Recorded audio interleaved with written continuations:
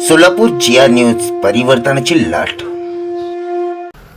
विद्युत क्षेत्र तांत्रिक कामगार युनियन पुणे प्रादेशिक कार्यालयाची कार्यकारिणीची बैठक नुकताच पुणे येथे पार पडली.